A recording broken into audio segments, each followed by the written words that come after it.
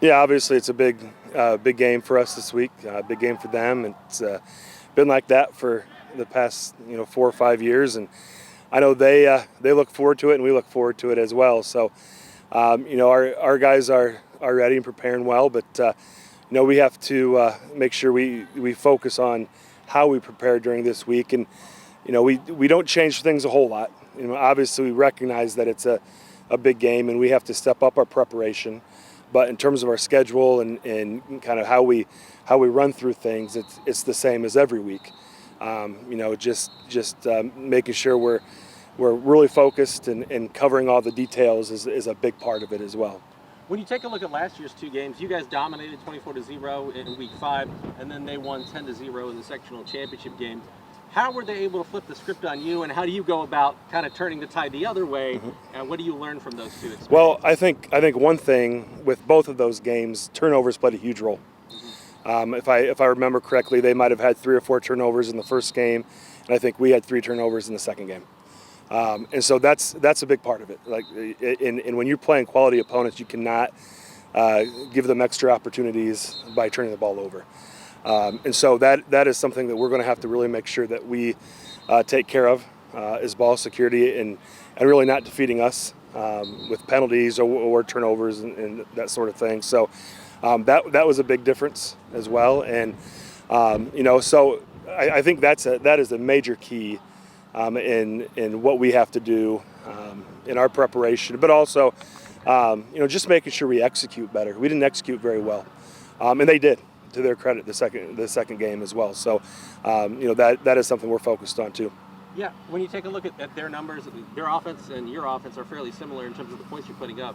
You're putting up like 48, they're putting up 53 a game. What do you see that you need to do defensively to slow them down and make this to corral what they've been able to do offensively this year? Yeah, you're correct. They have a very good offense. They have playmakers, all over the field, and so part of that is playing assignment football and making sure that we have everybody covered up the way we want to. That we run to the football, we tackle well, that we're not giving up big plays. They are a big play machine on offense, and so defensively, we have to be very sound in what we're doing to make sure we're not giving up those big plays. But like I said, they have a lot of athletes, and we're going to have to make sure we're defensively prepared for everything that they can do. Final question for me. I mean, this is a game that I imagine you've looked forward to for a long time. These guys have looked forward to a long time. It's not that you overlook any opponents, but this is a game I imagine circled on the calendar. So approaching this game, do you feel like a tangible level of let's take it up a notch for this game and this team? I think so. I think our kids feel that. They probably feel the same way. And it's kind of developed into a nice little rivalry since the NE8 started. And so, I think both programs have done a nice job since the inception of the NE8. But so I think there's a little bit of an extra intensity with the East Noble Leo week, and that's fun. We tell our kids that's why you play for games like this, and to play quality opponents, and there's a lot of good programs in the NE8, but with this one being a little bit of a rivalry now, it makes it fun and makes what we're doing and the practices and the summer workouts and everything for games like this is kind of what you look forward to. Right, just in practice, focusing on what we need to focus, staying disciplined and going hard each and every play. That's going to be a major part of it, and believing what we believe in and stay true to ourselves. I think it's going to be a big part of it.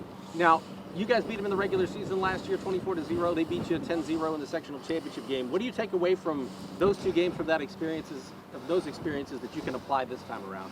I take them as things we can learn from. You've seen us beat them. They beat us. It's going to be a good game, back and forth battle, and I expect that. And so just being able to go out there and give it each and every play, trusting in our guys and knowing their responsibilities, I feel like we'll be fine.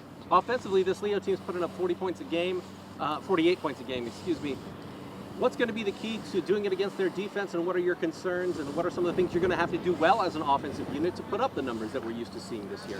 Definitely since we're run heavy, line has to do their responsibilities and their jobs. We have to, make those blocks and do what we need to do to be successful, to allow our backfield to be able to get up the field and, score those points. But just, listen to everything Coach is saying and apply it to, what we're going to bring on Friday. Yeah, conversely, they're putting up 53 points a game. So what do you need to do to slow them down? What are going to be some of the keys defensively to having a defensive performance like we've seen so far from you guys? Well, since East Noble is more pass heavy, we definitely have to contain the quarterback and rush the quarterback, make him feel the pressure that we feel like needs to be put on him. He cannot be comfortable in the pocket. We need to get him.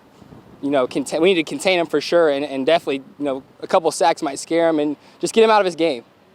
Since the Northeast State Conference was formed about 4 or 5 years ago, this has become one of the preeminent rivalries, if not the preeminent rivalry football-wise in the conference. How do you approach this rivalry, and how do you approach East Noble? Because I've seen you guys interact. Like, you guys are pretty friendly for being, the biggest rivals in this conference. Right. It's just all fun and games until it gets time to play. We're going to get after every play, but it's a lot of fun having a rivalry and being able to look at the game and be like, we got to get ready and focused and prepared for it. Final question. This is a game that people have been looking forward to since the beginning of the season. They had this one circled on the calendar. There's a lot of hype. It's the highlight zone game of the week. There's a lot going into it. How much are you looking forward to just getting out there on Friday and playing this one? I'm looking forward to it. It's very exciting for me, especially the other guys. We talk about it each day. Just we're gonna go out there Friday and play our hardest, and we're super excited to get out there and do what we do best. Good deal, my man. Awesome. Thank you.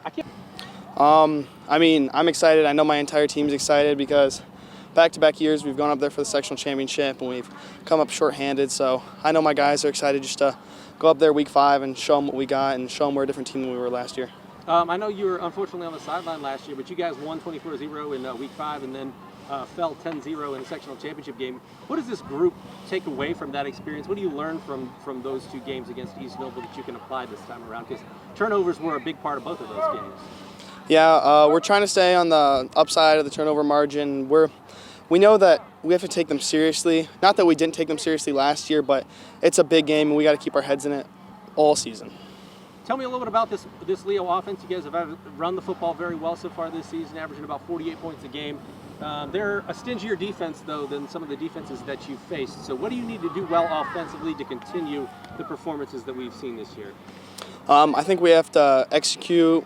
We have to play physical like we've been playing all season. I think that if we can play our game and if we can just keep up the physicality, because we got great linemen, we got great backs, I think if we can just keep doing that, we'll be. You play linebacker as well, right? D-end. D-end. Yeah. Okay, so defensively, they're obviously a pretty solid offense. They're averaging 53 a game. What do you need to do to slow them down, and what are your concerns, and what are you focusing on defensively this week to make sure you have a defensive performance like we've seen so far this year?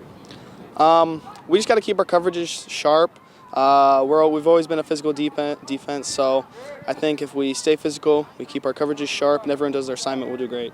How would you describe this rivalry between East Noble? Because there are a lot of years where you guys play twice. It's definitely developing more than it used to, but every year we play them, and it's just a different game. The energy behind it, and it's not just like a regular week. The prep is up, everything's up, the energy.